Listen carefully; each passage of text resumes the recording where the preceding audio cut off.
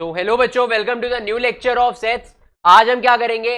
आज हम miscellaneous exercise के लास्ट क्वेश्चन जो हमारे बचे थे वो करेंगे, प्लस मिसलीनियस एग्जाम्पल का एक क्वेश्चन जो रह गया था वो कर लेंगे। और उसके बाद डायरेक्टली हम क्या स्टार्ट करेंगे? NCERT exemplar. तो मैं पूरे जितने भी लेक्चर्स हैं उसके अंदर आपको दो बुक्स कवर कराऊंगा। First is the NCERT with examples and exercise both, and second one is exemplar. ठीक है, तो एग्जाम्पलर की हम एक्सरसाइज भी करेंगे। तो मैंने एक पैटर्न बनाया, हम उस पैटर्न को फॉलो करेंगे। अगर हम एग्जाम्पलर इसके बाद प्रैक्टिस कर रहे हैं, इसका मतलब ये नहीं हमारी एनसीईआरटी कंप्लीट हो चुकी है सेट की। उसके बाद मिसलिनियस एक्सरसाइज के कुछ क्वेश्चन बचे हैं, प्रूफ वाले क्वेश्चंस, वो मैंने एक स्पेसिफिक ऑर्डर बनाया, उसी में मैं कराऊंगा आपको। ठीक है, तो ये मत सोचना कि वो छूट गया, ऐसा कुछ छूटे वूटेगा नहीं, सब कुछ कराऊंगा मैं, बट एक सीक्वेंस है, उस सीक्वेंस में होगा सब कुछ। ओके, तो स्टार्ट करें बेटा आज का लेक्चर। तो सारे बच्चे हेडिंग डालो, मिसलिनियस एक्सरसाइज। मिसलिनियस एक्सरसाइज का कौन सा क्वेश्चन करने जा रहे हैं बेटा? हम क्वेश्चन नंबर 13 कर रहे हैं। क्वेश्चन नंबर 13 ये वेन डायग्राम के ऊपर बेस्ड है, तो पहले इसे करके वेन डायग्राम के जितने भी क्वेश्चन है सारे वाइंड अप कर देते हैं। क्वेश्चन नंबर 13 में क्या लिखा है? In a survey of 600 students in a school, in a survey of 600 students in a school, 150 were found to be taking tea. 150 were found to be taking tea. उसके बाद 225 taking coffee. उसके बाद 100 were taking both tea and coffee.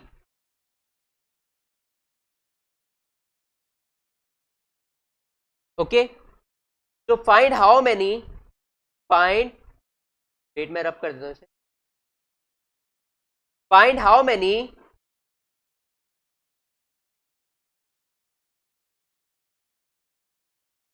students were taking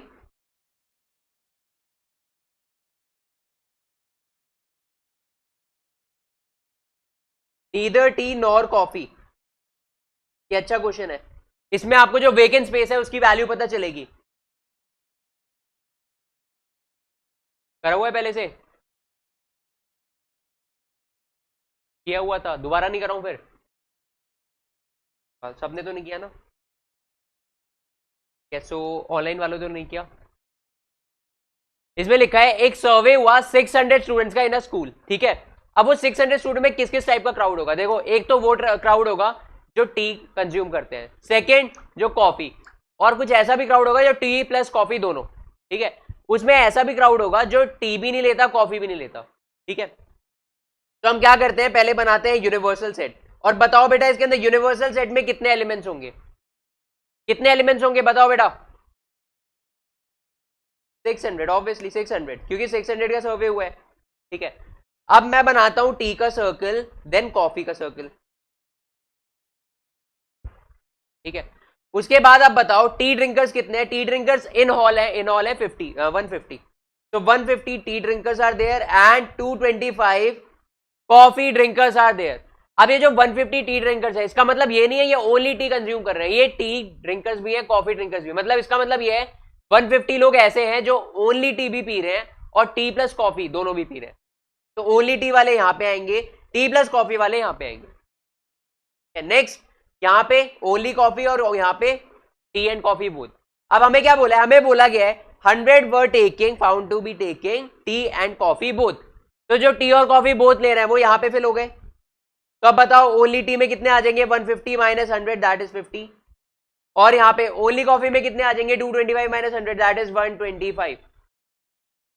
okay, अब इसमें पूछा है how many students were taking neither tea nor coffee.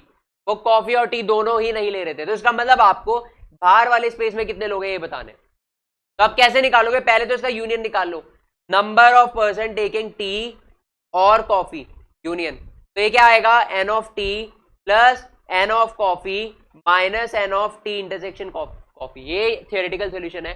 Directly आपको निकालना है तो 150 प्लस 100 प्लस 125 ऐसे भी कर सकते हो। ठीक है, ऐसे थियोरेटिकल सॉल्यूशन से करेंगे तो 150 प्लस 225 माइनस 100, तो कितना आएगा बताओ बेटा? ये 275, तो 275 इसका सम आना चाहिए, इस पूरे का, तीनों का सम। अभी ये क्या आया, ये है दैट नंबर ऑफ पर्सन और students who are taking either tea और कॉफी, ठीक है, ईदर टी और कॉफी। अब क्या करेंगे बेटा, अब हम निकालेंगे नीदर टी नॉर कॉफी, मतलब बाहर वाला स्पेस, ये वाला। तो नीदर टी नॉर कॉफी वाले कितने होंगे टोटल, तो इसमें आप लिखोगे students taking neither tea nor coffee equals, तो सबसे पहले 600 है टोटल स्टूडेंट जिनका सर्वे हुआ, उनमें से माइनस कर दो that number of students who are either taking tea और कॉफी, मतलब 275 माइनस कर दो, कितना आ जाएगा बेटा 325। तो 325 students are there who are taking neither tea nor coffee, इसका आंसर है। कोई डाउट बेटा, कंफ्यूजन? ओके, अब नेक्स्ट क्वेश्चन करें, क्वेश्चन नंबर 14, ये भी वेन डायग्राम पे बेस्ड है, मिसलिनियस एक्सरसाइज का। In a group of students 100 students know Hindi, 50 know English,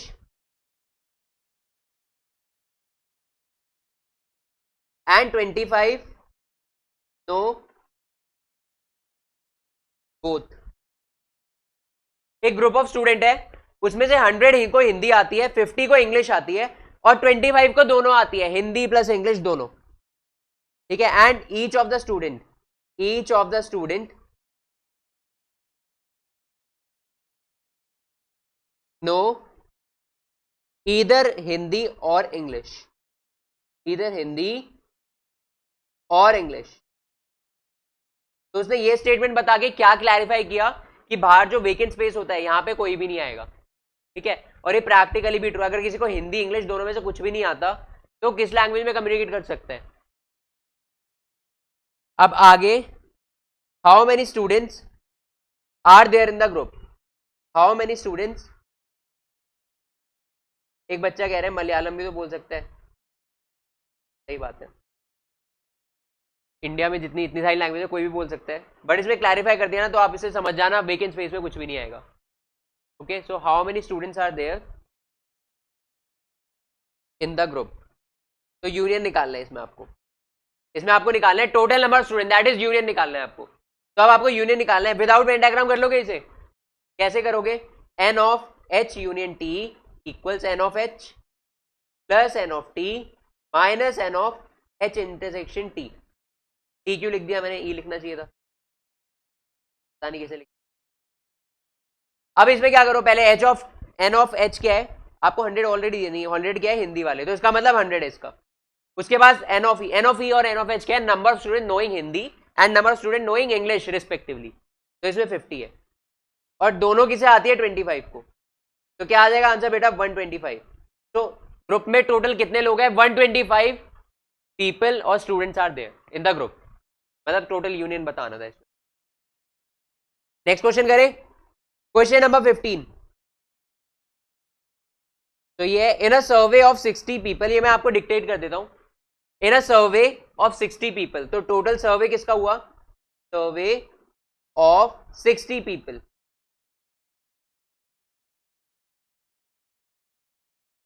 it was found that 25 people read newspaper H, तो न्यूज़पेपर एच कितने लोग पढ़ रहे हैं 25, and 26 read newspaper T, newspaper T कितने लोग पढ़ रहे हैं 26, उसके बाद 26 रीड न्यूज़पेपर आई, आई न्यूज़पेपर कितने लोग पढ़ रहे हैं 26, 9 रीड बोथ टी एंड आई, तो T and I sorry H and I, H and I कितने लोग पढ़ रहे हैं 9, उसके बाद 11 read both H and T कितने लोग पढ़ रहे हैं 11, उसके बाद 8 read both T and I कितने लोग पढ़ रहे हैं 8, उसके बाद 3 रीड ऑल द 3 न्यूज़पेपर्स, तो H and T and I, all the 3 newspaper मतलब H and T and I कितने लोग पढ़ रहे हैं, टोटल 3 पढ़ रहे हैं। अब इसमें आपको क्या अप्लाई करना है, इसमें आपको बताना है कि पहला पार्ट है क्वेश्चन का, तो मैं यही लिख देता हूं, फर्स्ट पार्ट है the number of people who read at least one of the newspapers, तो एटलीस्ट एक न्यूज़पेपर पढ़ने वाले टोटल कितने लोग होंगे, तो इसमें हमें क्या निकालना है बेटा, बताओ क्या निकालना है इसके अंदर, हाँ यूनियन निकालना है, इसमें हमें निकालना है N of H union T union I। Second part में क्या पूछा है, the number of people who read exactly one newspaper. अब एग्जैक्टली वन न्यूज़पेपर का मतलब क्या है कि number of person reading only H plus number of person reading only T plus number of person reading only I। तो जो only H पढ़ रहे हैं, ओनली T पढ़ रहे हैं, ओनली I पढ़ रहे हैं, हमें उनका नंबर निकालना है। ठीक है, अब इसे करके देखते हैं। सबसे पहले वेन डायग्राम बना लो। एक वेन डायग्राम बनाने के बाद 3 सर्कल्स बना दो। एक तो H का, न्यूज़पेपर H का, तो ये रिप्रेजेंट कर रहा है number of person reading newspaper H। उसके बाद बनाएंगे T का, उसके बाद बनाएंगे बेटा I का, HTI। अब H के अंदर ओवरऑल कितने 25, T में 26, I में 26, तो इसमें टोटल है 25, 26, यहां भी 26। अब हम कहां से फिल करना स्टार्ट करते हैं, यहां कॉमन वाले पार्ट से। मैंने बताया था यहीं से आपको कॉमन वाला पार्ट है तीनों का, वहीं से फिल करना होता है। तो इसमें कितने total H T and I है 3, तो यहाँ पे आएगा 3। उसके बाद आपको ये ऊपर वाला पार्ट फिल करना है, ये वाला। तो आपको पता है H एंड T मतलब ये वाला पार्ट प्लस ये वाला पार्ट, दोनों के मिला के 11 आ रहे हैं। तो यहाँ H और T का जो कॉमन पार्ट है ये वाला पार्ट, दैट इज, इसमें क्या आएगा, कितने लोग आएंगे, 11 माइनस 3 दैट इज 8, यहाँ पे 8 आ जाएगा। उसके बाद T एंड I मतलब ये वाला पार्ट, ये 3 वाला पार्ट, ये वाला और ये वाला, इन दोनों का सम है। ये कितना दिया है, T एंड I 8 दिया है, तो ये T एंड I इस वाले पार्ट में क्या आएगा, 8 माइनस 3 दैट इज 5। उसके बाद सिमिलरली H एंड I के अंदर 9 दिया है ना, तो आप यहाँ पे 9 माइनस 3 6 आ जाएगा। ये तो आपने ये भी फिल कर लिया। अब आपको क्या फिल करना है बेटा, आपको ये वाले पार्ट भी फिल करना है। अब ये वाले पार्ट आप फिल कैसे करोगे, आपको पता है ये वाला पार्ट प्लस 8 वाला, 3 वाला और 6 वाला, सबका सम क्या आना है, 25 आना है। तो आप क्या करो, ये वाला निकालने के लिए 25 में से 8, 3 और 6 का सम माइनस कर दो। 8, 3, 6 कितना होता है बेटा, ये होता है 17। 25 माइनस 17 कितना होगा, बताओ, 7 सॉरी 8 होगा। 25 माइनस 17 होगा 8, तो यहां पे आ जाएगी टोटल 8। उसके बाद 26 माइनस 17 नहीं, 8, 3 और 5, तो 8 प्लस 8 16, तो 26 माइनस 16 मतलब 10। यहाँ पे ओनली T वाले आ जाएंगे 10 और ओनली I वाले कितने आएंगे, 6 प्लस 5 11 प्लस 3 14, 26 माइनस 14 मतलब 12। यहाँ पे ओनली I वाले आ जाएंगे 12। अब आप क्या करो, फर्स्ट पार्ट में आपको निकालना है number of person reading at least one newspaper मतलब at least one of these newspaper. इसका मतलब आपको इसमें यूनियन निकालना है, या तो वो H पढ़ सकता है, T पढ़ सकता है, I पढ़ सकता है, दोनों भी पढ़ सकता है, तीनों भी पढ़ सकता है। तो इसमें सबका यूनियन निकालना है, एटलीस्ट मतलब यूनियन होता है। तो सबका सम कर दो आप। सबका सम कैसे करोगे, 8 plus 8 16, 16 plus 10 26, 26 plus 3 29, 29 plus 6 35, 35 plus 5 40, 40 plus 12 तो 52। यूनियन क्या आ गया, 52, यही आ रहा है। सेकेंड पार्ट में आपको क्या निकालना है, सेकेंड पार्ट में आपको निकालना है number of person reading only H, only T, only I। Only H पढ़ने वाले कौन है बेटा, 8 है। ओनली T पढ़ने वाले 10 है। ओनली I पढ़ने वाले बेटा कितने हैं, 12 है। तो आपको इन तीनों का सम करना है। 8 प्लस 12 प्लस 10 कितना आएगा, बताओ, 30 आएगा। तो 30 person are there who are reading only H और ओनली T और ओनली I। तो ये दोनों इसके आंसर्स आने चाहिए। समझ आया बेटा। लास्ट क्वेश्चन करें एक्सरसाइज का।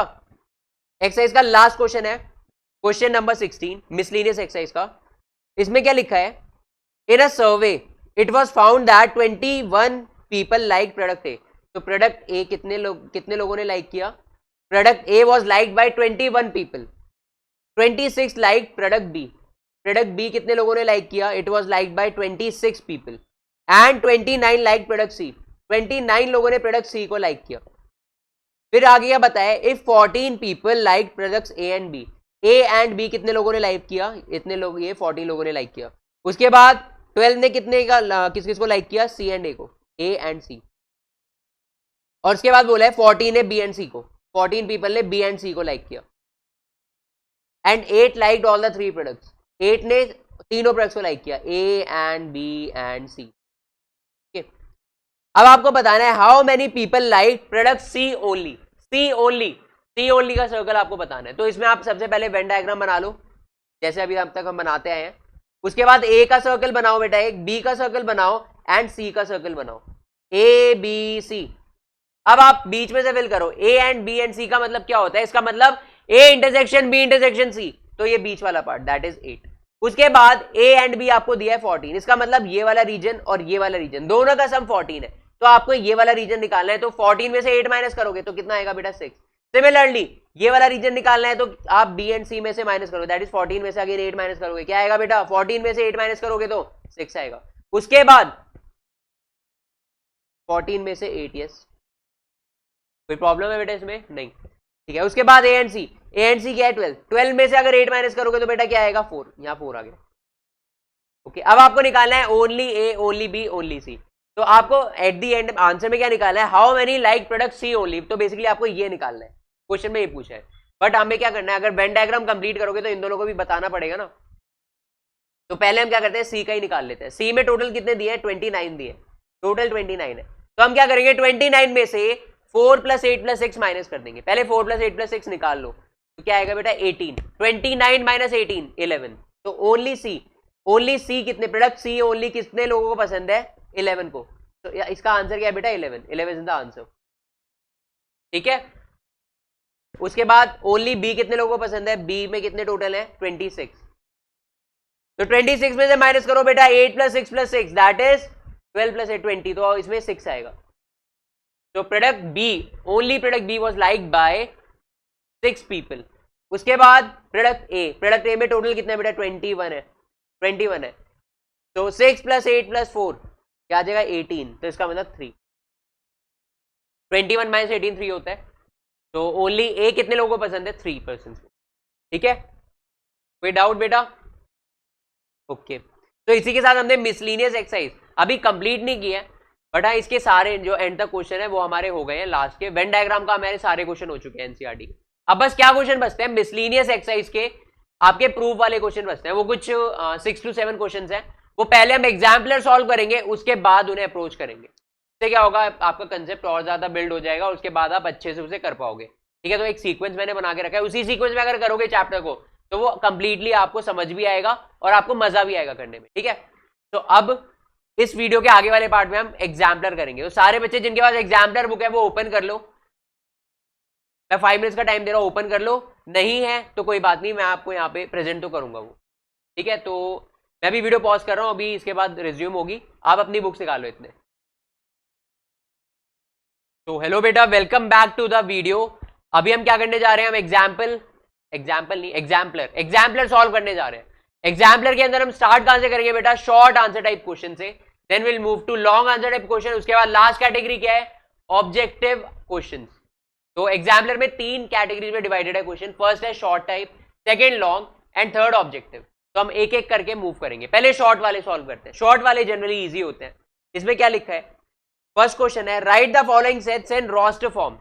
रोस्टर फॉर्म आप ऑलरेडी जानते हो क्या होता है, जब हम एक एक एलिमेंट को लिस्ट करके लिखते हैं अंडर द कर्ली ब्रेसेस। तो करते हैं बेटा, फर्स्ट क्वेश्चन में क्या लिखा है, a equals x such that x एक रियल नंबर है, रियल नंबर जो नंबर लाइन पे आता है, अब वो चाहे डेसिमल हो या फिर एक इंटीजर हो उससे कोई फर्क नहीं पड़ता, बट वो रियल होना चाहिए। और सेकंड कंडीशन क्या दी है, वो 2x + 11 इक्वल्स 15, इसे सेटिस्फाई कर रहे हैं। तो आप क्या करो, पहले 2x + 11 इक्वल्स 15 इसे सॉल्व कर लो, जो भी x की वैल्यू आ रही है वही है रोस्टर फॉर्म का एलिमेंट।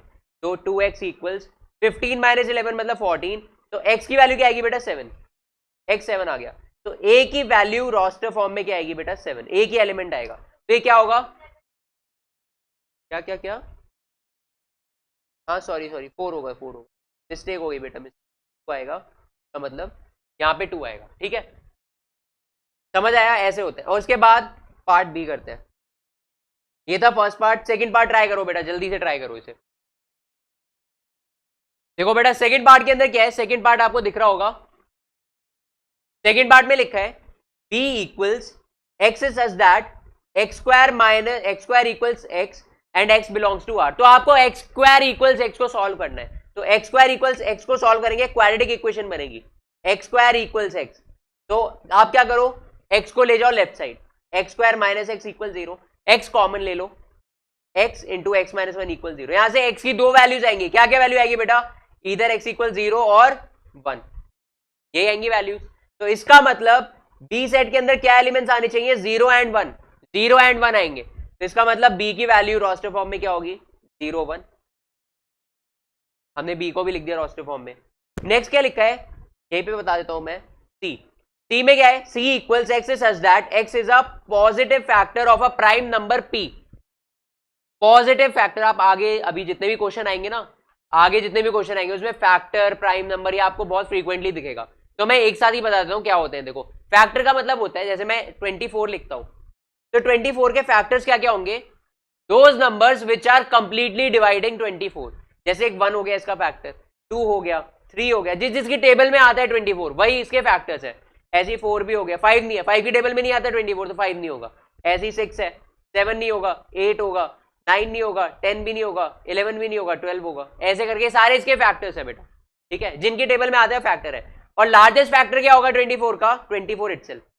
लार्जेस्ट फैक्टर होगा 24 इटसेल्फ। बीच में और भी आएंगे, 12 के बाद 13, 14, 15 नहीं, और नहीं आएंगे। 12 के बाद सीधा 24 ही होगा, 12 के बाद सीधा 24 ही होगा। तो ये हमने सारे फैक्टर्स लिख दिए 24 के, ठीक है। उसके बाद प्राइम नंबर क्या होता है, प्राइम नंबर ऐसा नंबर होता है जिसके सिर्फ दो फैक्टर्स होते हैं, एक 1 और एक वो खुद, एक 1 और एक और खुद, ठीक है। तो इसमें क्या लिखा है, x क्या है, x एक पॉजिटिव फैक्टर है of a prime number p। अब इसमें खुद ही बोल दिया p क्या है, p एक प्राइम नंबर है, तो उसके कितने फैक्टर एग्जिस्ट करेंगे, ओनली 2 फैक्टर्स। क्या क्या होंगे, 1 एंड p इटसेल्फ। तो x क्या है, बेसिकली पॉजिटिव फैक्टर ही, तो x इंडायरेक्टली किसके इक्वल हो गया, 1 और p के। x की वैल्यू क्या है बेटा, 1 एंड p। तो इसका मतलब इसके अंदर c के अंदर एलिमेंट्स क्या क्या आ जाएंगे, 1 एंड p। तो c सेट बन जाएगा 1p, ठीक है। कोई डाउट है? अब करते हैं बेटा सेकंड क्वेश्चन। फर्स्ट क्वेश्चन हमने कंप्लीटली सॉल्व कर दिया, अब सेकंड क्वेश्चन सॉल्व करते हैं।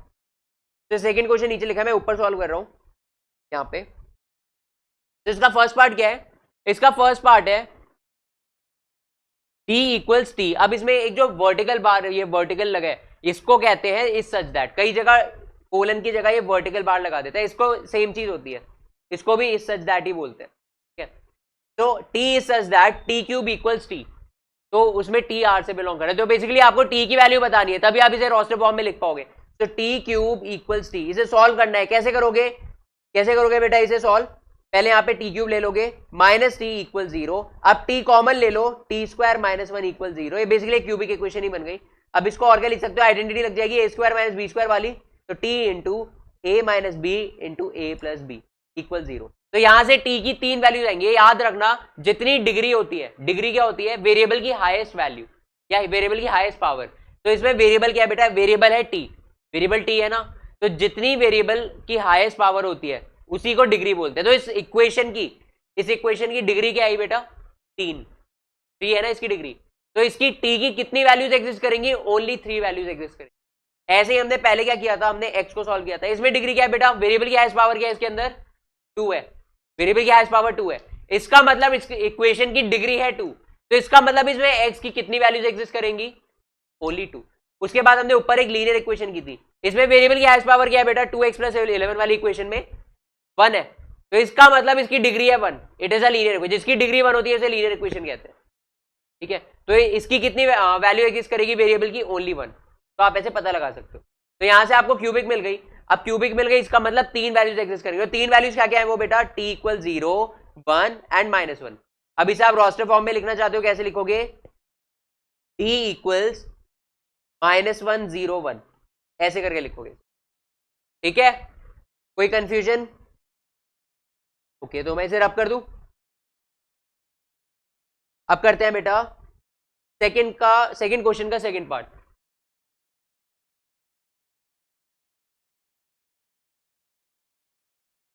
सेकंड क्वेश्चन का सेकंड पार्ट देखो, इसमें अगेन क्या लिखा है, ई एक सेट है जिसमें w रिप्रेजेंट कर रहा है वेरिएबल्स को, and w minus 2 upon w plus 3, मतलब w minus 2 upon w plus 3 ये इक्वल है 3 के, and w belongs to r। तो कुछ नहीं, इसे सॉल्व करना है, या 3/1 है, क्रॉस मल्टीप्लाई कर दो। तो क्या होगा बेटा, w minus 2 equals 3 times w plus 9, यही होगा। अब आप क्या करो, रीअरेंज कर दो w वाली टर्म को। तो यहाँ -11 आ जाएगा, यहाँ पे 2w आ जाएगा। तो w क्या आ जाएगा, -11/2। इसे -5.5 भी लिख सकते हो आप। तो यहां से बेसिकली रोस्टर फॉर्म में हम लिखेंगे तो क्या आएगा, e इक्वल्स, ए की एलिमेंट है सिंगलटन है, -11/2 लिखो या फिर -5.5 लिखो, एक ही बात है। ये इसका आंसर होगा, ठीक है। कोई प्रॉब्लम है बेटा, नहीं है? ओके, इसमें देखो, इसमें w वाली इक्वेशन जो बनी है ये भी लीनियर इक्वेशन है, डब्ल्यू की जो कि वेरिएबल है ए की वैल्यू एग्जिस्ट करेगी। अब करते हैं थर्ड पार्ट इसका, सेकंड क्वेश्चन का थर्ड पार्ट। तो इसमें थर्ड पार्ट में क्या बोला है, थर्ड पार्ट में बोला है F equals X is such that X to the power 4 minus 5x square plus 6 equal 0 and x belongs to R. तो आपको इसमें क्या करना है बेटा, आपको इसमें x की वैल्यू निकालनी है। अब ये क्या बन गया, ये बन गया 4 डिग्री वाली इक्वेशन, 4 डिग्री वाली इक्वेशन बन गई। अब 4 डिग्री है तो हमें इतना तो पता चल गया इसके कितने सॉल्यूशन आएंगे, x की कितनी वैल्यूज आएगी, 4 वैल्यूज आएंगी। अब वो 4 वैल्यूज निकालेंगे कैसे, that is the real task. तो आपने 10th क्लास में पढ़े इस टाइप के क्वेश्चन, क्वाड्रेटिक इक्वेशन में आपने पढ़े होंगे कैसे सॉल्व करते थे इन्हें। अभी हमारा एम रहेगा इसे क्वाड्रेटिक इक्वेशन में कन्वर्ट करना। तो हम कैसे करेंगे, हम एक्स स्क्वायर को एक वेरिएबल मान लेंगे, एक्स स्क्वायर को मैं वाई मान लेता हूं। अब मैं इस इक्वेशन को रीराइट करने के बारे में सोचता हूं। अब इस इक्वेशन को रीराइट करेंगे तो क्या आएगा बेटा, ये Y square minus 5y plus 6 equal 0। अब बन गई क्वाड्रेटिक इक्वेशन। तो आप काम करो, अभी y की वैल्यू निकाल दो, फिर उसे एक्स स्क्वायर से इक्वेट कर देंगे। अभी हम y की वैल्यू निकाल लेते हैं उसे, फिर देन एक्स स्क्वायर से इक्वेट कर देंगे, नॉर्मल वैल्यू आ जाएगी फिर उसकी। तो इसे हम निकालते हैं। तो वाई स्क्वायर, अब इसमें क्या करेंगे, इसे कैसे सॉल्व करते हैं, मिडिल टर्म स्प्लिटिंग से सॉल्व करते हैं। तो 6 कैसे स्प्लिट हो सकता है, 3 × 2 के फॉर्मेट में। तो -3 -2 उसके फॉर्मेट में ब्रेक हो जाएगा, -3y -2y plus 6 equal 0। Y common ले लो बेटा, तो आगे क्या आ जाएगा, y -3 -2, यहाँ पे आएगा y -3 इक्वल 0। तो y की दो वैल्यूज आ जाएंगी यहाँ से बेटा, एक 3 आ जाएगी और एक 2 आ जाएगी, 3 and 2। तो y की क्या क्या वैल्यूज आ गई बेटा, एक 3 आ गई एक 2 आ गई, 3 and 2। यहां तो कोई कंफ्यूजन है बेटा, ओके। हमने क्या किया है, कुछ नहीं किया अभी तक। हमें बाय इसे जिसकी भी डिग्री 4 होती है ना इक्वेशन की, उसे हम बाय क्वाड्रेटिक इक्वेशन बोलते हैं। जिसकी 1 है उसे लीनियर, 2 है क्वाड्रेटिक, 3 है क्यूबिक और 4 है तो बाय क्वाड्रेटिक। ये आपने अर्लियर क्लास में पढ़ा होगा, ठीक है। अब आगे क्या है, एक्स स्क्वायर की वैल्यू हमने बेसिकली वाई की वैल्यू निकाल दी। अब एक्स स्क्वायर की वैल्यू भी आ गई, अगर हमें वाई की वैल्यू पता चल गई तो एक्स स्क्वायर की दो वैल्यूज आई, एक तो 3 है और एक एक्स स्क्वायर की वैल्यू 2 है। अब यहां से x की दो वैल्यूज भी आ जाएंगी, एक तो +-√3 और दूसरी +-√2, ठीक है। अब इससे हमें क्या पता लगाना है, अब इससे हमें रोस्टर फॉर्म में लिखना है। तो f इक्वल्स जो ये वैल्यूज आई उन्हें लिख दो, एक ऑर्डर में लिख देना, ज्यादा अच्छा लगेगा। -√3 -√2 उसके बाद +√2 उसके बाद +√2, आगे ये 4 वैल्यूज। कोई डाउट है बेटा यहां तक, यस और नो बेटा बोलो, नहीं है। थर्ड क्वेश्चन करें देन। इस वाले एग्जाम्पलर में क्वेश्चंस का लेवल थोड़ा सा ऊपर होता है एनसीईआरटी से, तभी ये कॉम्पिटिटिव जो एग्जाम की प्रिपरेशन कर रहे होते हैं वो इसे सॉल्व करते हैं। अब क्या है बेटा, अब देखो नेक्स्ट है, if y equals x is such that y is a positive factor of the number this. तो ये नंबर है, नंबर क्या है, 2 टू द पावर p -1, दिख रहा है नंबर, अब दिख रहा है नंबर क्या है बेटा, 2 to the power p -1 into 2 to the power p -1। इसमें पहले वाला -1 पावर में आ रहा है, दूसरा वाला -1 नॉर्मली आ रहा है। तो बेसिकली नंबर क्या है, नंबर है, क्वेश्चन नंबर 3 कर रहे हैं, नंबर है 2 to the power p -1 into 2 to the power p यहाँ -1, ये नंबर है। हमें क्या बताना है, x एक बेसिकली वेरिएबल है जो कि रिप्रेजेंट कर रहा है is a positive factor of this number. तो इस नंबर का पॉजिटिव फैक्टर है x। तो हमारा टास्क क्या है, हमें इसके सारे फैक्टर निकालने, सारे पॉजिटिव फैक्टर निकालने हैं, उन्हें लिस्ट करके लिखना है अंडर कर्व्ड ब्रेसेस, वही इसकी रोस्टर फॉर्म होगी, रोस्टर फॉर्म में तो लिखना है। तो ये y क्या रिप्रेजेंट कर रहा है, एक वेरिएबल x जो कि क्या है, positive factor of this number है। अब हमें एक और इंफॉर्मेशन दी है, क्या इंफॉर्मेशन है, 2p -1 2 to the power p -1 is a prime number. इसका मतलब ये जो नंबर है, इसमें दो नंबर है ना, एक तो 2 टू द पावर p -1 और दूसरा 2 टू द पावर p और नीचे वाला -1, ये एक प्राइम नंबर है, ये प्राइम नंबर है। अब हमें इसके सारे पॉजिटिव फैक्टर लिस्ट करने हैं और y को हमें रोस्टर फॉर्म में लिखना है, मतलब इसे रोस्टर फॉर्म में लिखना है हमें। तो बेटा क्या करेंगे, इसमें हम दोनों के इंडिविजुअली फैक्टर्स निकालेंगे। देखो अगर मैं 6 लिखता हूं, मुझे 6 के सारे फैक्टर निकालने हैं, तो 6 को मैं ब्रेक कर सकता हूं 2 × 3 में, ठीक है। ये 6 क्या है, कंप्लीट नंबर है। अब मुझे 6 के सारे पॉजिटिव फैक्टर निकालने हैं। एक तरीका क्या है, डायरेक्टली 6 के निकाल लूं, दूसरा तरीका क्या है, इसे ब्रेक कर दूं 2 के मल्टीपल्स में, तो 2 × 3 में ब्रेक कर दिया। अब मैं 2 के सारे फैक्टर निकाल लूंगा और 3 के सारे फैक्टर निकाल दूंगा इंडिविजुअली। जो 2 के सारे इंडिविजुअल फैक्टर्स होंगे और 3 के सारे इंडिविजुअल फैक्टर्स होंगे, उन दोनों का यूनियन होगा, दोनों को कंबाइन करेंगे, वही तो 6 के सारे फैक्टर्स होंगे। समझ आया? जैसे 2 के सारे फैक्टर क्या होते हैं, 1 होता है, 2 होता है। 3 के क्या क्या होता है बेटा, 1 होता है, 3 होता है।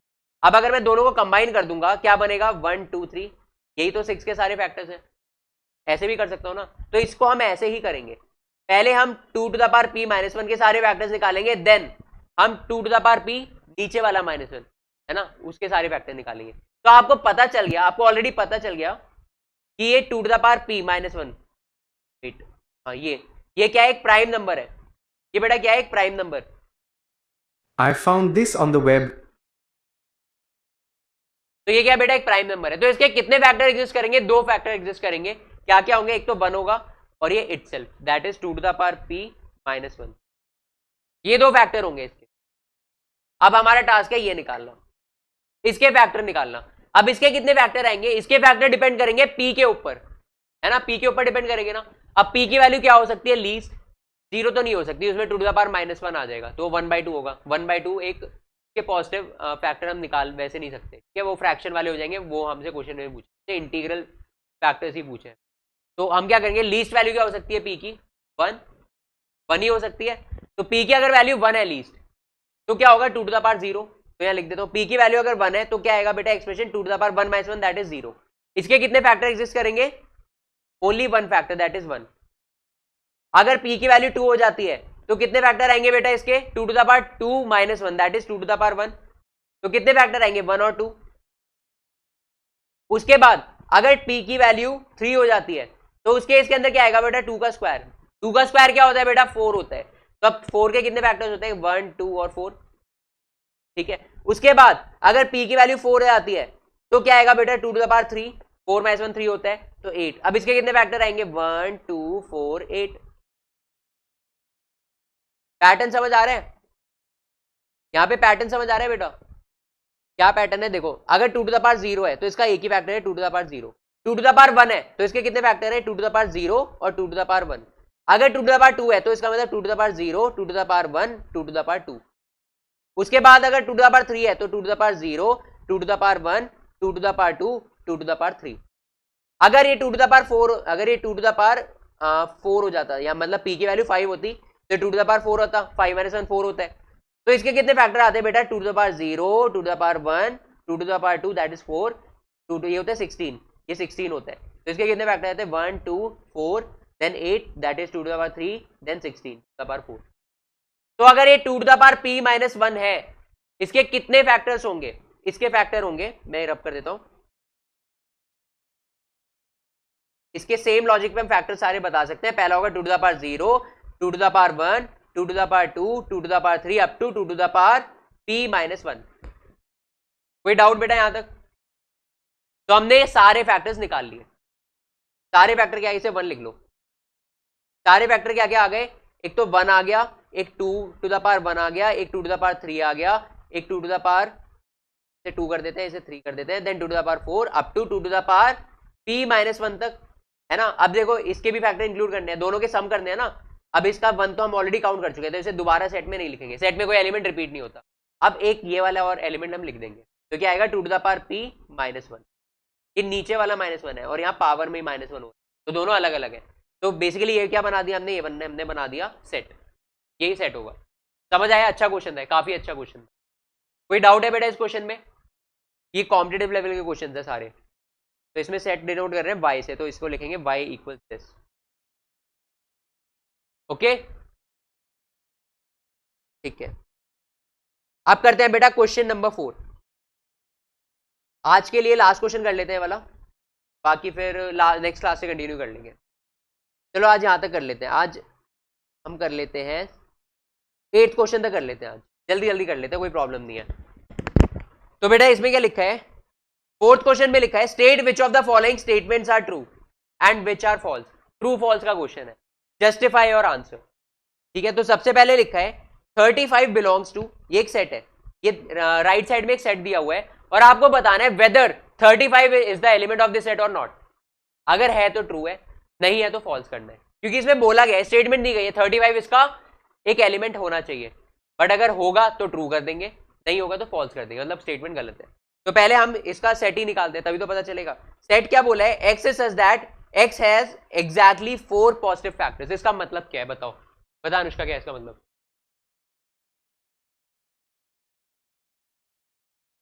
हाँ, एक्स एक ऐसा नंबर है जिसके सिर्फ 4 पॉजिटिव फैक्टर होने चाहिए। अब वो 4 पॉजिटिव फैक्टर 35 के हैं या नहीं है? 35 के कितने फैक्टर्स है बताओ? 4 है, एक तो 1 है, 5 है, 7 एंड 35 है। तो इसका मतलब ये ट्रू होना चाहिए, फॉल्स होना चाहिए? ट्रू होना चाहिए। तो फर्स्ट वाला ट्रू है बेटा।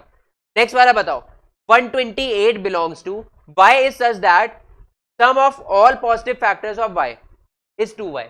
इसका मतलब क्या है? इसका मतलब ये है, देखो मैं बताता हूं, इसमें बोला जा रहा है कि 128 इस सेट का एक एलिमेंट होना चाहिए, और ये सेट क्या है? इस सेट के अंदर सारे वो एलिमेंट्स आ रहे हैं, है ना, सारे वो एलिमेंट्स आ रहे हैं जो जिनका सारे फैक्टर्स का सम 2y आ रहा है। मेरी बात समझ में आई? इसका मतलब है y के अंदर जितने भी, ये सेट जो है, ये वाला सेट है, इसमें सारे एलिमेंट y है ना, और वो सारे एलिमेंट y कैसे कैसे हैं, उनमें सब में एक प्रॉपर्टी है क्या? अगर उनके सारे फैक्टर्स का सम करें तो वो 2y आना चाहिए। तो ये पूछ रहा है क्या 128 भी वैसा एलिमेंट है या नहीं? तो हम क्या करेंगे, 128 के सारे फैक्टर्स निकालेंगे, उसका सम करेंगे और चेक करेंगे क्या वो 2 times 128 that is 2 times y तो 128 हो गया, तो सबका सम करके देखेंगे कि वो 2 टाइम्स 128 आ रहा है या नहीं। 2 टाइम्स 128 मतलब 256, क्या वो 256 के इक्वल आ रहा है या नहीं? तो आप करें, सबसे पहला टास्क है आपका 128 के सारे फैक्टर्स निकालो। तो 128 के फैक्टर्स बताओ बेटा क्या क्या आते हैं? एक तो 1 आता है, एक तो 2 आता है, 3 आता है नहीं आता, 4 आता है, 5 नहीं आता, 6 आता है क्या नहीं आता, 7 बताओ बेटा 7 आता है? 7 भी नहीं आता। उसके बाद 8 आता है, देन 9 भी नहीं आता, 10 भी नहीं आता, 11 भी नहीं आता, 12 भी नहीं आता, 13 भी नहीं आता, 14 भी नहीं आता, 15 भी नहीं आता, 16 भी नहीं आता, 16 आता है, सॉरी 16 आता है इसका।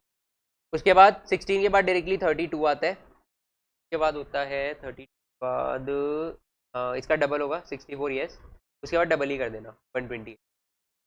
तो ये सारे फैक्टर्स होते हैं। अब मैंने जल्दी पता है कैसे निकाल लिए? 128 अगर आप देखो ना 2 की पावर ही होती है। 2 की पावर क्या होता है? 2 की पावर 7 होता है, ये 5 6 2 की पावर 7 होता है 128। पता था आपको? नहीं पता था? 2 की पावर 7 होता है 128। तो अभी जस्ट हमने ऊपर पढ़ा था, अगर 2 की पावर समथिंग ऐसे लिखा होता है, इसके सारे फैक्टर बताने, तो क्या क्या हो सकते हैं? एक तो 2 की पावर 0 हो सकता है, दैट इज 1। देन 2 की पावर 1 हो सकता है, दैट इज 2। 2 की पावर 3 हो सकता है ना, 2 की पावर 2 हो सकता है, दैट इज 4। 2 की पावर 3 हो सकता है, दैट इज 8। 2 की पावर 4 हो सकता है, दैट इज 16। 5 हो सकता है 32, 6 हो सकता है 64, एंड लास्ट क्या होता है 7 128। इससे ज्यादा नहीं होगा, इससे ज्यादा नहीं होंगे, ठीक है। तो बेसिकली ये सारे फैक्टर आ गए। अब सबका सम कर दो, सबका सम कर दो आप, और देखो सबका सम क्या आ रहा है। हाँ 56 आ रहा है कंफर्म? कैसे आ रहा है बेटा? ये 256 आ ही नहीं सकता। पता है मैं कैसे बता सकता हूँ? विदाउट सॉल्व करे बता सकता हूँ मैं कैसे, क्योंकि देखो ये 2 टू द पावर 1 क्या है, 2 है, इवन नंबर है, ये इवन है, ये इवन है, ये इवन है, ये सारे इवन है, सारे इवन है ना। जब सारे इवन का सम करते हैं तो क्या आता है बेटा? इवन। अब इवन में 1 ऐड करूंगा मैं, क्या आएगा? Odd number. सबका सम क्या आ रहा है? एक ऑड नंबर आ रहा है। और 256 क्या है? एक इवन नंबर है। क्या ऑड नंबर इवन नंबर के इक्वल हो सकता है? नहीं हो सकता ना। तो आप ऐसे विदाउट सॉल्विंग आप निकाल दो, ये कॉम्पिटेटिव अप्रोच होती है। जब कॉम्पिटेटिव एग्जाम वगैरह दोगे तो ऐसे आप अपना टाइम बचा सकते हो, काफी टाइम बचा सकते हो। अगर आपको वैसे करना है, सब्जेक्टिव क्वेश्चन आ गया, एग्जाम में करना है, 11 के पेपर में करना है ना, तो आप कैसे करोगे? पहले सबका सम करोगे। अब सम करने के लिए डायरेक्टली 1 प्लस ऐसे मत करना है, इसके लिए आप एक कंसेप्ट पढ़ोगे जीपी में। एक जीपी बना है, जीपी पता है क्या होता है? इसमें एक कॉमन रेशियो आ रहा है, जीपी बन रहा है 1 2 4 8, सब में 2 कॉमन रेशियो क्या है इसका? तो इस जीपी का सम क्या होता है? सम ऑफ एन टर्म्स का फॉर्मूला होता है a into r to the power n minus 1 upon r minus 1। अब a क्या है बेटा? इसमें a है 1, a होता है फर्स्ट टर्म, तो वो है 1। उसके बाद r क्या है? 2 है। n क्या होता है? Total number of term. Total number of term क्या है? 8 है, 7 नहीं 8 है। 8 माइनस 1 अपॉन r माइनस 1, तो ये नीचे तो 1 आ गया, इसको सॉल्व नहीं करना, ये भी 1 है, कुछ फर्क नहीं पड़ेगा। 2 टू द पावर 8 क्या होता है? 256 होता है। तो 256 माइनस 1 हो तो ये आ गया 255, 255 आ गया। बस एक यूनिट कम आ गया, बट कम तो है ना, इक्वल तो नहीं है ना। तो इसका मतलब इसका जो आंसर आएगा, ये जो हमें दिया गया है कि 128 इसका एलिमेंट है नहीं, तो इसमें हम फॉल्स करेंगे, नहीं है। समझ आया क्वेश्चन? अच्छा क्वेश्चन है, बहुत अच्छा। कोई कंफ्यूजन है बेटा इसमें? नेक्स्ट क्वेश्चन करें? कोई भी डाउट ऑनलाइन बच्चों बताओ।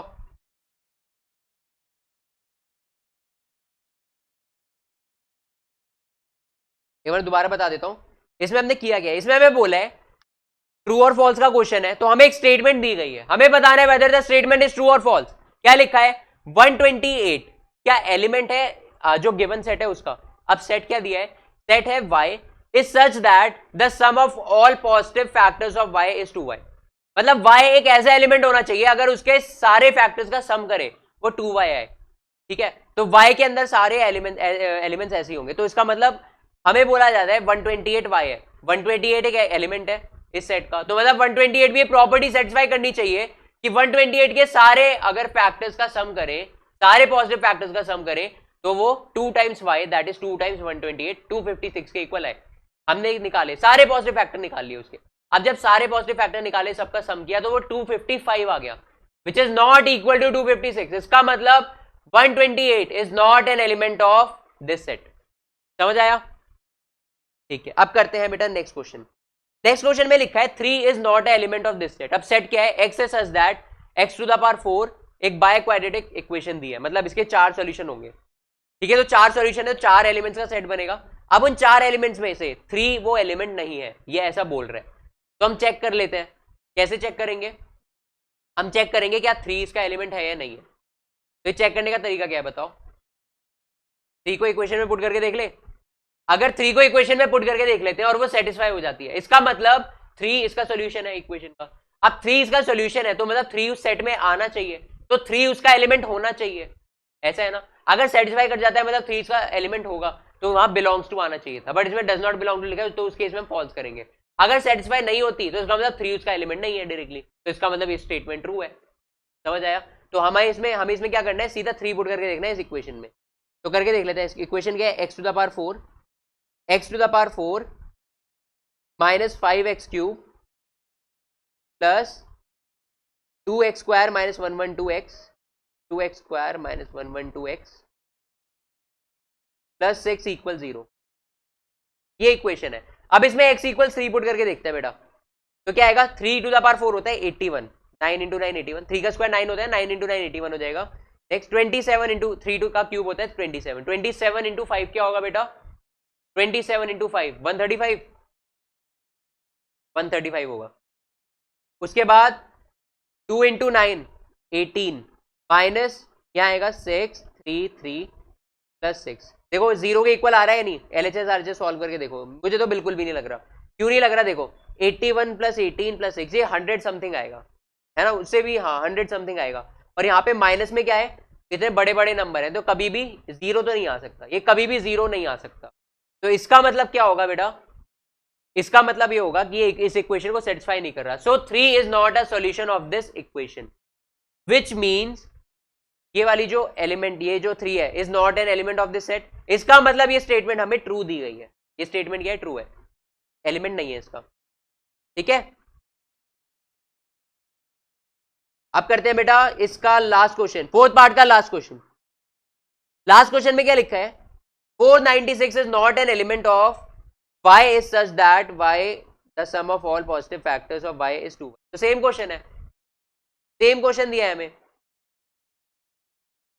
तो हमें बोला है कि हमें 496 के सारे फैक्टर करने, सब सारे फैक्टर का सम करना पड़ेगा, और वो क्या आना चाहिए? वो 2y आना चाहिए। तो इसका भी अगेन करके देखो, 496 के फैक्टर्स करो, क्या क्या आएंगे देखते हैं।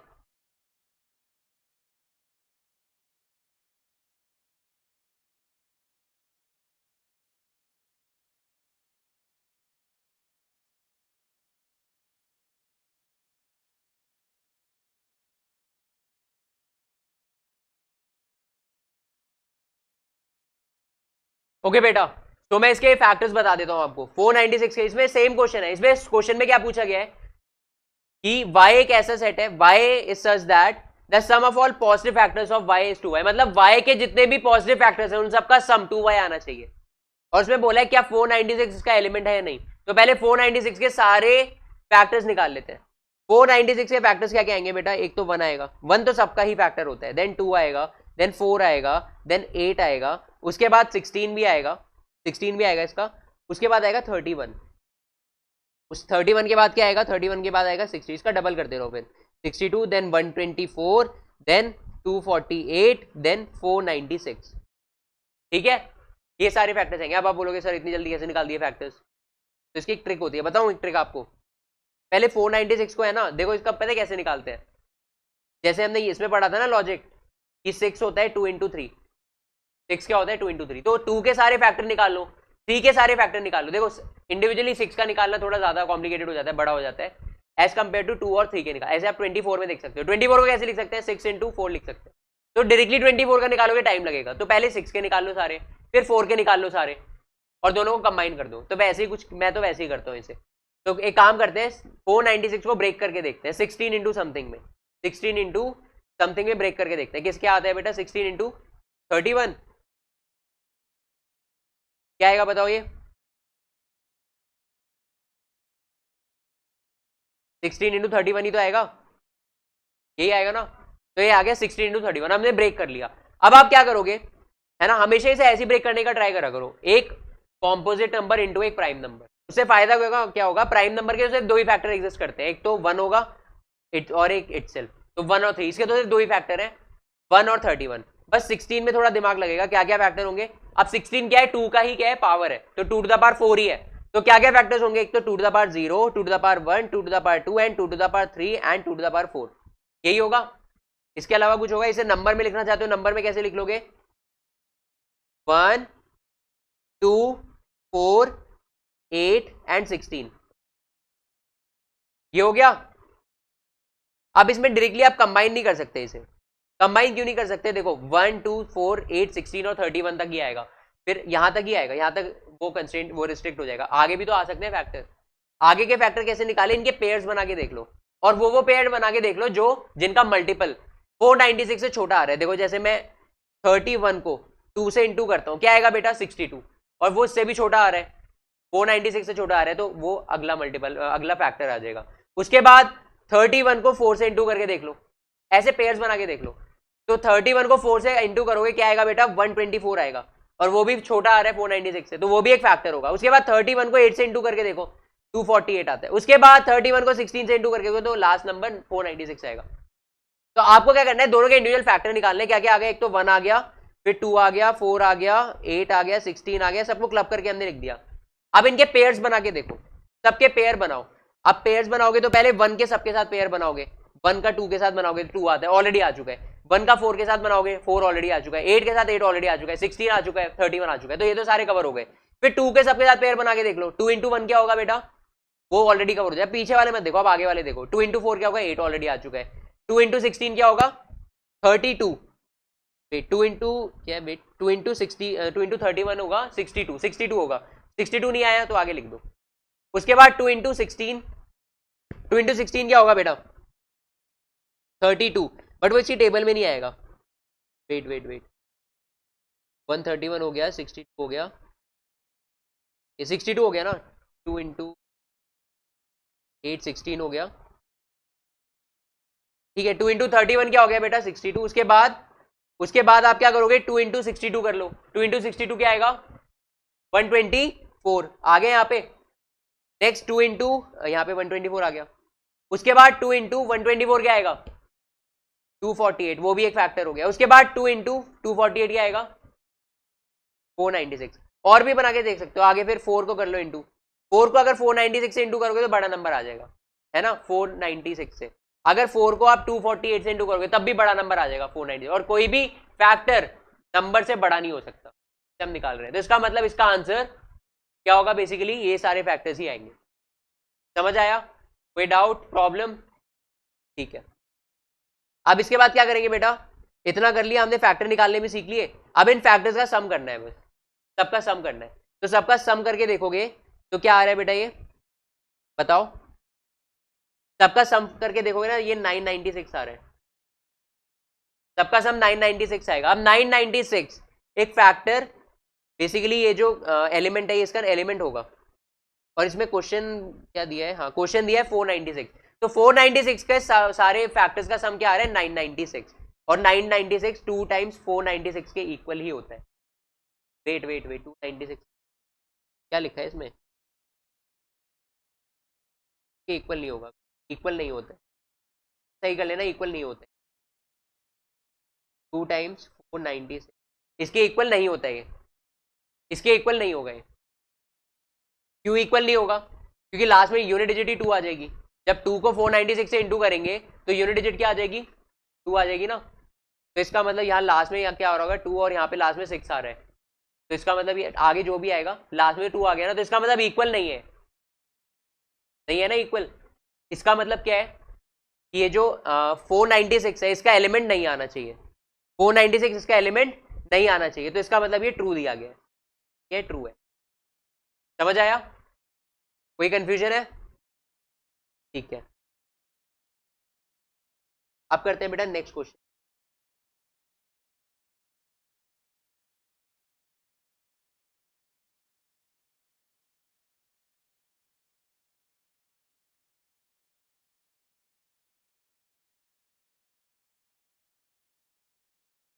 क्वेश्चन कैसे लग रहे हैं, इजी लग रहे हैं, टफ लग रहे हैं?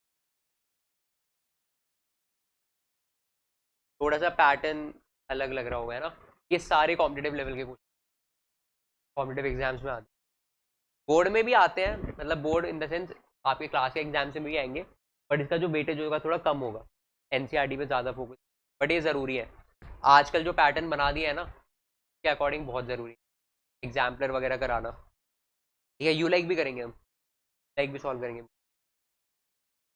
अब नेक्स्ट क्वेश्चन क्या है बेटा, नेक्स्ट क्वेश्चन है given L equals this, M equals this, N equals this, आपको 3 सेट दिए L, M और N, और आपको वेरीफाई करना है ये स्टेटमेंट आपको वेरीफाई करनी है। तो आप कैसे करोगे, जो वैल्यू दी है उसके अकॉर्डिंग इन्हें सॉल्व कर लो और फिर एट दी एंड बताओ। पहले बताओ M इंटरसेक्शन, दोनों पहले LHS निकाल लो देन RHS निकालो, और देखो दोनों इक्वल आ रहे हैं नहीं, इसमें कुछ नहीं करना, आपको LHS RHS निकालना और देखना है वेदर दे आर इक्वल और नॉट।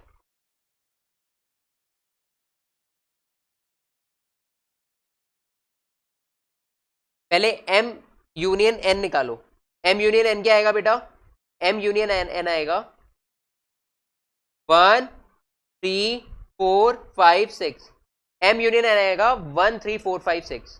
उसके बाद L minus M union N अगर हम करेंगे तो ये क्या आएगा बेटा, L के सारे elements except those which are common in M union N, याद है डिफरेंस क्या था, ठीक है। तो ये करेंगे, तो क्या क्या आ रहा है कॉमन, जो नहीं आ रहे उन्हें छोड़ के, 1 कॉमन आ रहा है नहीं आएगा, 2 नहीं आ रहा कॉमन, 3 भी कॉमन आ रहा है, 4 भी कॉमन आ रहा है, तो ओनली 2 आएगा बस। तो L minus M union N के अंदर क्या आएगा बेटा, ओनली 2, एक सिंगलटन बनेगा। अब देखते हैं RHS में क्या आ रहा है, तो हमने LHS निकाला है, अब RHS सॉल्व करके देखते हैं। LHS में क्या आ गया 2, तो यहाँ ऊपर लिख देता हूँ LHS इक्वल्स 2। अब करते हैं बेटा RHS सॉल्व। RHS में लिखा है L minus M, L minus M के अंदर क्या क्या एलिमेंट्स आ रहे हैं, L के सारे एलिमेंट्स आएंगे except those which are common in M, तो 3 आ रहा है कॉमन और 4 भी कॉमन आ रहा है, तो 1 2 हो गया। उसके बाद आपको क्या बताना है L माइनस N, तो elements of L except which are common in N, तो क्या आएगा बेटा 1 नहीं आएगा, 3 नहीं आएगा, ओनली 5 आएगा। 5 आ रहा है क्या, नहीं 2 भी आएगा क्या, 1 नहीं आएगा, 3 नहीं आएगा और 4 भी आएगा, अच्छा 2 और 4 आएगा, 2 एंड 4। अब आप क्या करोगे, दोनों का इंटरसेक्शन लोगे, दोनों में क्या बोला है इंटरसेक्शन लेना है, तो दोनों का जब इंटरसेक्शन लोगे क्या आएगा, दोनों के कॉमन एलिमेंट्स, तो एक ही कॉमन एलिमेंट है 2, तो RHS भी क्या आ गया बेटा, RHS भी 2 आ गया। जैसे ही LHS RHS 2 आ गया सेम आ गए, तो इसका मतलब आपने वेरीफाई कर दिया, तो ये वेरीफाई हो चुका है, ठीक है। ये आ सकता है आपके बोर्ड में 11th क्लास के पेपर में, ये वाला थोड़ा सी अच्छा क्वेश्चन था। उसके बाद क्वेश्चन नंबर 6, क्वेश्चन नंबर 6 में ये प्रूफ वाला क्वेश्चन है, इसको मैं सेपरेट शीट पे करता हूं।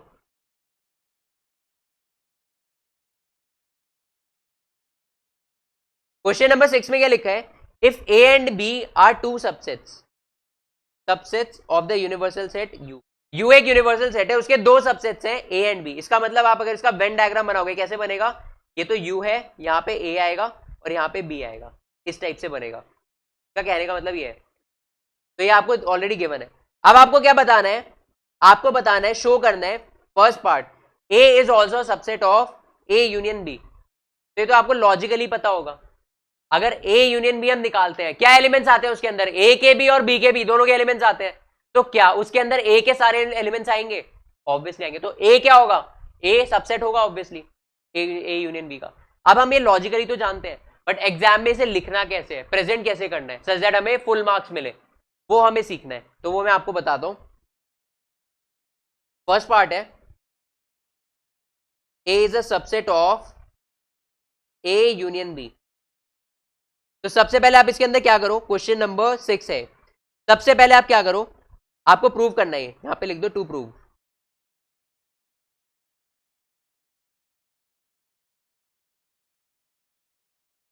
लिख दो,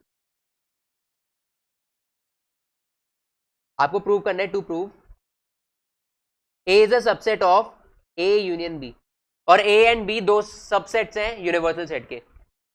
तो यहां पे आप क्या करो, पहले मान लो let X belongs to A. X क्या है, ए के सारे एलिमेंट को रिप्रेजेंट कर रहा है। अब हमें पता नहीं है ए के अंदर कितने एलिमेंट्स हैं और क्या क्या एलिमेंट्स है, तो हम एक वेरिएबल ले रहे हैं एक्स, अपने आप से एक वेरिएबल मान रहे हैं एक्स, वही रिप्रेजेंट कर रहा है ए के सारे एलिमेंट्स को। ठीक है, तो हम आगे क्या करेंगे, बेसिकली आगे जाके हम इसको प्रूव कर देंगे, जो एक्स है ये ए यूनियन बी के भी सारे एलिमेंट है। देखो हमें जब सबसेट प्रूव करना होता है, क्या प्रूव करते हैं, अगर हमें प्रूव करना है ए सबसेट है ए यूनियन बी का, तो हम क्या करेंगे, ये प्रूव कर देंगे ए के सारे एलिमेंट्स ए यूनियन बी के अंदर आ रहे हैं, है ना। तो उसका मतलब क्या होगा, ए सबसेट है। तो अभी हम मान रहे हैं एक्स ए के सारे एलिमेंट्स है ना, ए एक्स रिप्रेजेंट कर रहा है, एक वेरिएबल रिप्रेजेंट कर रहा है ए के सारे एलिमेंट्स। अब हम आगे जाके प्रूव कर देंगे ये एक्स जो है ये ए यूनियन बी में भी बिलोंग कर रहा है, तो उससे प्रूव हो जाएगा ना ए के सारे एलिमेंट ए यूनियन बी के अंदर भी आ रहे हैं, सच दैट इसका मतलब क्या होगा, A is a subset of A union B. यही हम प्रूव करेंगे। तो सबसे पहले हमने मान लिया एक्स क्या है, ए का एक एलिमेंट है, ठीक है। तो इसका मतलब क्या होगा, यहां पे लिखो ऐसे करके, इसका मतलब होता है दिस इंप्लाइज, मतलब इसका मतलब अगर एक्स ए के सारे एलिमेंट हो गए तो इसका मतलब जो एक्स होगा वो ए यूनियन बी के भी तो सारे एलिमेंट्स होंगे।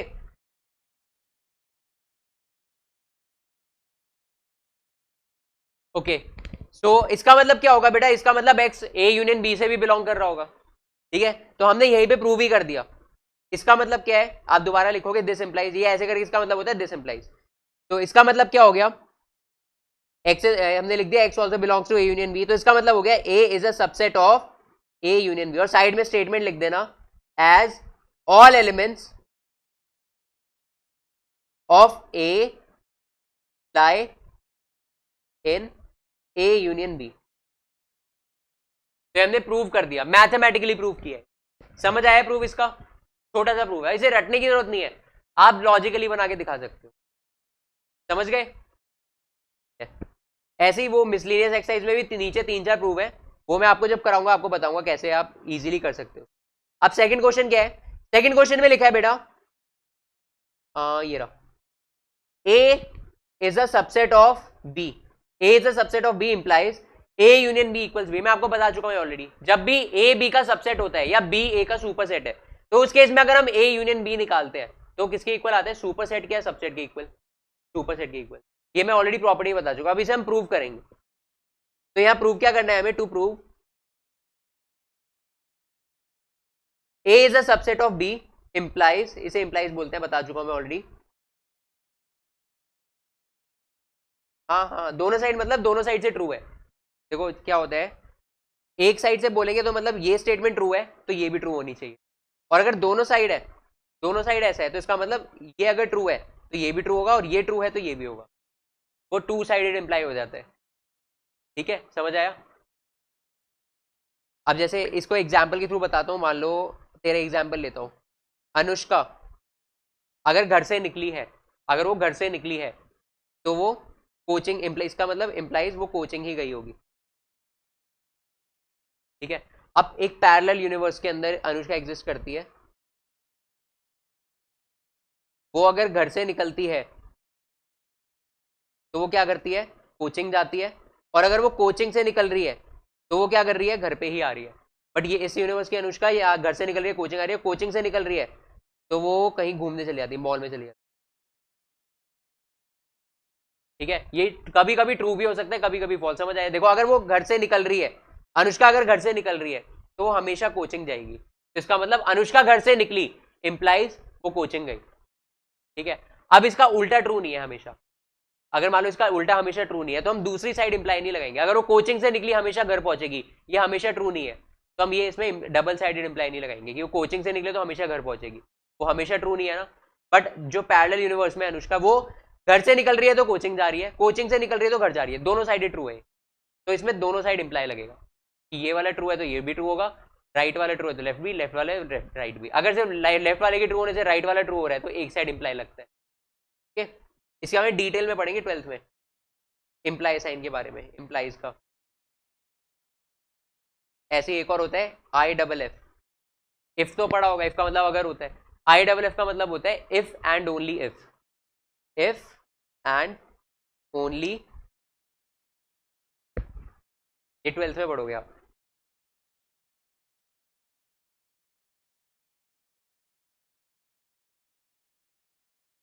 तो इसका मतलब क्या था, A is a subset of B, it implies, कहाँ है क्वेश्चन, हाँ, A union B equals B, A union B equals B। अभी हमने प्रॉपर्टी में तो ऑलरेडी पढ़ा हुआ है, अभी इसे प्रूव कैसे करते हैं वो देखते हैं। तो पहले हम क्या करते हैं, हमें प्रूव करना है ना, तो हमें ऑलरेडी पता है कि A and B two subsets है, A and B two subsets है, तो हम अगेन क्या करेंगे, हम एक एलिमेंट मान लेंगे A यूनियन B से, A यूनियन B से एक एलिमेंट मान लेंगे X। अब ये X क्या रिप्रेजेंट कर रहा है, A यूनियन B के सारे एलिमेंट्स को रिप्रेजेंट कर रहा है, क्या रिप्रेजेंट कर रहा है, A यूनियन B के सारे एलिमेंट्स को रिप्रेजेंट कर रहा है। तो अगर X A यूनियन B से बिलोंग करता है तो क्या क्या कंडीशन हो सकती है, X या तो A से बिलोंग करेगा या फिर B से बिलोंग करेगा, है ना, या तो X A से बिलोंग कर रहा होगा या B से बिलोंग कर, तभी तो A यूनियन B के अंदर आया है। कोई प्रॉब्लम है, आप याद या तो वो A से बिलोंग कर रहा होगा या तो B से बिलोंग कर रहा होगा, तभी तो A यूनियन B के अंदर आया है। ठीक है, यहां तो कोई डाउट है। अब हमें एक और चीज बताइए, सिंस हमें ये गिवन है ना, अभी हम क्या कर रहे हैं, हमें ये गिवन है कि A is a subset of B, ये हम मान के चल रहे हैं, तभी तो ये ट्रू होगा, तभी तो प्रूव कर सकते हैं। तो हमें गिवन है कि A सबसेट है B का, जब A सबसेट है B का और X अगर A से बिलोंग कर रहा है तो वो B से भी बिलोंग करेगा, क्योंकि A के सारे एलिमेंट B में आ रहे हैं, कि यही कंडीशन है। तो इसका मतलब अगर A सबसेट है B का तो X बिलोंग कर रहा होगा B में भी। ठीक है, तो A यूनियन B, उस केस के अंदर A यूनियन B क्या होगा, एक सबसेट आ जाएगा B का। दोबारा बताता हूं क्या किया मैंने माना है X एक एलिमेंट है जो A यूनियन B के अंदर लाई कर रहा है। ठीक है, X एक एलिमेंट है जो A यूनियन B के अंदर लाई कर रहा है, इसका मतलब क्या है, या तो वो A में बिलोंग करेगा या B में बिलोंग करेगा। अब हमें कंडीशन दी गई है कि A एक सबसेट है B का। अब A जब एक सबसेट है B का, इट मींस अगर वो A में लाई कर रहा है तो ऑब्वियसली B में तो लाई करेगा, ऑब्वियसली B में लाई करेगा। तो इसका मतलब जो X है वो किस में भी लाई करेगा, B में भी। X B में भी लाई कर रहा है, अगर A में भी लाई कर रहा है तो इसका मतलब A यूनियन B वो क्या आ जाएगा, एक सबसेट ही तो आ जाएगा B का। जो एलिमेंट है X के सारे एलिमेंट है वो B में आ गए। X क्या था, A यूनियन B के सारे एलिमेंट, A यूनियन B के सारे एलिमेंट वो किस में आ गए, B में आ गए। तो इसका मतलब A यूनियन B एक सबसेट बन गया B का, A यूनियन B का सबसेट बन गया। कोई कंफ्यूजन है ना। अब ये हम कर लेते हैं, फर्स्ट इक्वेशन बोल देते हैं, तो मैं के साइड में लिख देता हूँ, फिर सेकंड पेज पे इंपोर्ट कर दूंगा। X बिलोंग्स टू B और यहां से A union B belongs to B, ये फर्स्ट इक्वेशन।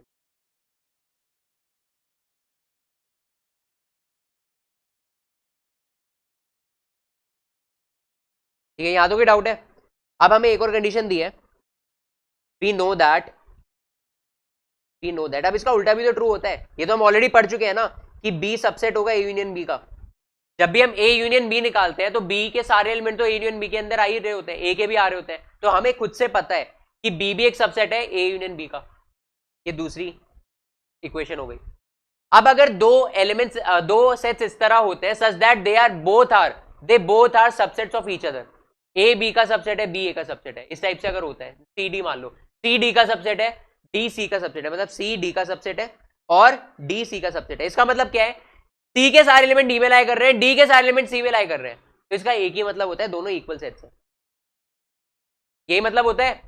तो यहां पे हमने प्रूव कर दिया ना कि B क्या है, A यूनियन B का सबसेट है और A यूनियन B का सबसेट है, तो ये दोनों हमने प्रूव कर दिया। इसका मतलब from 1 and 2, from equations 1 and 2 we can clearly see that A union B equals B.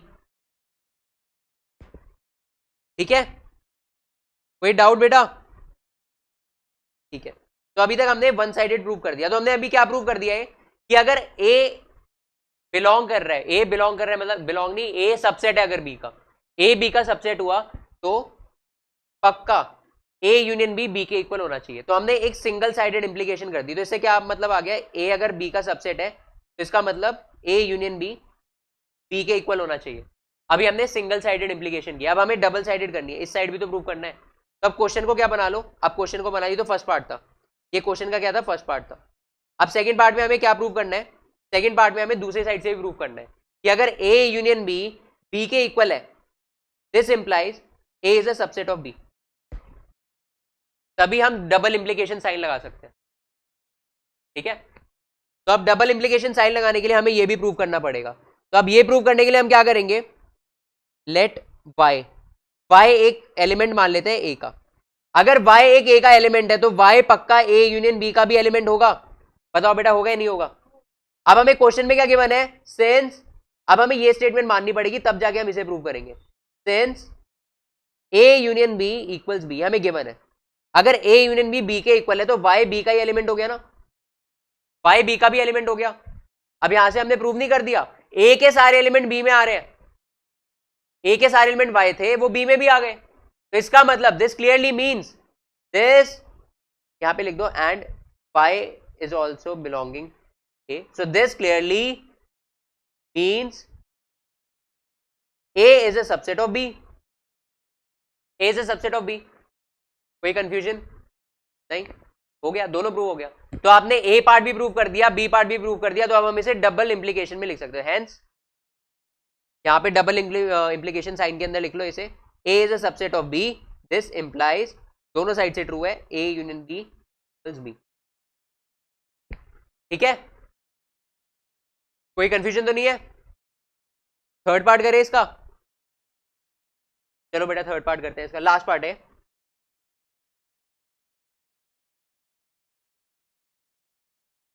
इसका लास्ट पार्ट क्या है बेटा, थर्ड पार्ट है, ए इंटरसेक्शन बी ये सबसेट होता है ए का, ए इंटरसेक्शन बी सबसेट होता है ए का, ये क्या आपको पता है पहले से?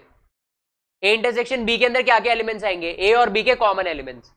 तो क्या वो ए के अंदर जो ए और बी के कॉमन एलिमेंट है, क्या वो ए के अंदर आ रहे होंगे सारे, ए और बी के? क्या क्या क्या? जरूरी नहीं, क्यों ये जरूरी नहीं? अरे यार ये सेट वेन डायग्राम से देखो ना, ए है और ये बी है, ए यूनियन बी ये है, क्या ये ए के अंदर आ रहा है? आ रहा है ना, तो इसका मतलब ये ऑलवेज ट्रू है ना, लॉजिकली तो पता है ट्रू है। अब इसे बस प्रूव करना है हमें, हमें पता तो ये ट्रू है ऑलरेडी। हाँ अगर ए यूनियन बी लिखा होता, ए यूनियन बी लिखा होता और पूछा होता है सबसेट है ए का या नहीं, तब हम थोड़ा सोचते, क्योंकि ए यूनियन बी पूरा होता है। तो चलो इतना पार्ट तो आ रहा है, पर ये पार्ट थोड़ी ना आ रहा है, ये पार्ट नहीं आ रहा ना। तो ये कब ट्रू होता, ए यूनियन बी ए का सबसेट कब होता, जब ए और बी ओवरलैप कर जाते, ऐसे हो जाता, तभी होता ना। तो वो अलग चीज है, अभी हमें ये प्रूव करना है। तो हमें लॉजिकली तो पता है कि हाँ ये ट्रू है, बट इसे प्रूव करना है हमें। तो जब भी प्रूव करते हैं ना, लॉजिकली पता होना चाहिए ट्रू है नहीं है। तो इसमें क्या लिखा है, according to the question A and B are two subset, हमें गिवन है, हमें क्या करना है, to prove A intersection B is a subset of A, ये हमें प्रूव करना है। अब इसका प्रूफ क्या होगा, देखो प्रूफ, अगेन आप क्या करो, ये जो ए इंटरसेक्शन बी है इसमें एक एलिमेंट मान लो एक्स, एक्स क्या रिप्रेजेंट कर रहा है, ए इंटरसेक्शन बी के सारे एलिमेंट रिप्रेजेंट कर रहा है। तो इसका मतलब क्या है, एक्स ऐसे एलिमेंट्स है जो ए इंटरसेक्शन बी में आ रहे हैं, ए इंटरसेक्शन बी के अंदर क्या एलिमेंट्स आने चाहिए, जो ए में भी आ रहे हैं बी में भी आ रहे हैं। इसका मतलब एक्स ए में भी लाई करेगा एंड बी में भी लाई करेगा, ए और बी दोनों में आ रहा होगा। ठीक है, ए में भी आ रहा होगा बी में भी आ रहा होगा। अब यहां से आपके ए में भी आ गया ना, ए इंटरसेक्शन बी के सारे एलिमेंट ए में भी आ गए, तो वो ए इंटरसेक्शन बी में भी आ रहे हैं तो उसके सारे एलिमेंट ए में भी आ गए। इट क्लियरली मीन्स, इन दोनों स्टेटमेंट को कंबाइन करें, it clearly means A is a subset of, sorry A intersection B is a subset of A. ठीक है, ऐसे करके प्रूव करते हैं इन्हें, यहां लिख दो हेंस प्रूव।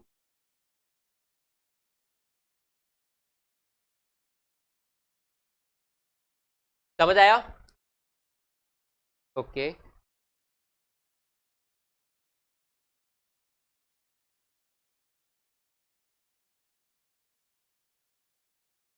नोट करना है क्या?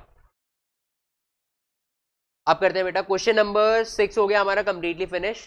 क्वेश्चन नंबर 7 करते हैं, फिर लास्ट 8 करके फाइंड अप करेंगे आज सेशन को। तो क्वेश्चन नंबर 6 हो गया, 7 करते हैं। 7 में क्या लिखा है? 7 में लिखा है एन इज अ सेट, इसमें 1 2 3 4 अप टू 100 तक एलिमेंट्स दिए हैं। 100 तक फर्स्ट 100 नेचुरल नंबर्स है, 1 से लेकर 100 तक। तो हमें लिखना है set of N, the subset of N whose elements are even number. तो एक एन का ही सबसेट बनाना है जिसके एलिमेंट्स क्या है, इवन नंबर होने चाहिए। तो इसमें क्या लिखेंगे, एन से ही सारे इवन नंबर उठा के एक सेट बना दो। इवन नंबर क्या होते हैं, 2 से डिवाइड होते हैं, तो 2 4 6 8 ऐसे करके अप टू 100। तो ये इसका सेट बनेगा। उसके बाद नेक्स्ट क्वेश्चन में क्या बोला है, the subset of N whose elements are perfect square numbers. Perfect square numbers क्या होते हैं, 1 4 9 16 25, ये सब परफेक्ट स्क्वायर्स है। 1 4 9 16 25 अप टू 100। तो टोटल इसमें 10 एलिमेंट्स आएंगे, उससे ऊपर वाले में 100/2 दैट इज 50। तो ऊपर वाले का कार्डिनल नंबर इस सेट का, इसे ए से डिनोट कर रहे हैं, तो इसका कार्डिनल नंबर क्या होगा 50। नीचे वाले का कार्डिनल नंबर क्या होगा बेटा 10। 1 का स्क्वायर, 2 का स्क्वायर, 3 का स्क्वायर, अप टू कहां तक कर रहे हैं 10 का स्क्वायर, तो 10 होगा। कार्डिनल नंबर मतलब नंबर ऑफ एलिमेंट्स। तो ये दोनों भी हो गए। अब इसके बाद करते हैं लास्ट क्वेश्चन आज का। इसमें बोला है x इक्वल्स 1 2 3। अगर स्मॉल एन रिप्रेजेंट कर रहा है any member of x, small n क्या रिप्रेजेंट कर रहा है, एनी मेंबर ऑफ x, तो n की वैल्यू क्या क्या हो सकती है, 1 हो सकती है, 2 हो सकती है, 3 हो सकती है, यही हो सकती है। x के मेंबर्स क्या क्या है 1 2 3, तो n रिप्रेजेंट कर रहा है उसका कोई मेंबर, तो n की वैल्यू 1 हो सकती है, 2 हो सकती है और 3 हो सकती है। तो right the following sets containing all the numbers represented by this. तो इसका मतलब आपको पहला सेट क्या बनाना है, पहले सेट में वो एलिमेंट डालने हैं जिसमें एलिमेंट्स किस फॉर्मेट के हो, 4n के। मतलब पहला एलिमेंट होना चाहिए इसका 4 into 1, दूसरा होना चाहिए 4 into 2, तीसरा होना चाहिए 4 into 3। क्या क्या आ जाएगा बेटा 4 8 12। ऐसे ही नेक्स्ट में क्या आएगा 1 + 6 दैट इज 7, इसमें आएंगे एलिमेंट 7। उसके बाद 6 + 2 8, उसके बाद 6 + 3 9। ये दूसरा सेट होगा। पहला सेट होगा 4 8 12, दूसरा होगा 7 8 9 और तीसरा होगा n/2 मतलब 1/2, 2/2 होगा 1, 3/2। उसके बाद n/7 मतलब 0, उसके बाद 1, उसके बाद 2। ये तीनों सेट्स बनेंगे। ठीक है, समझ आया?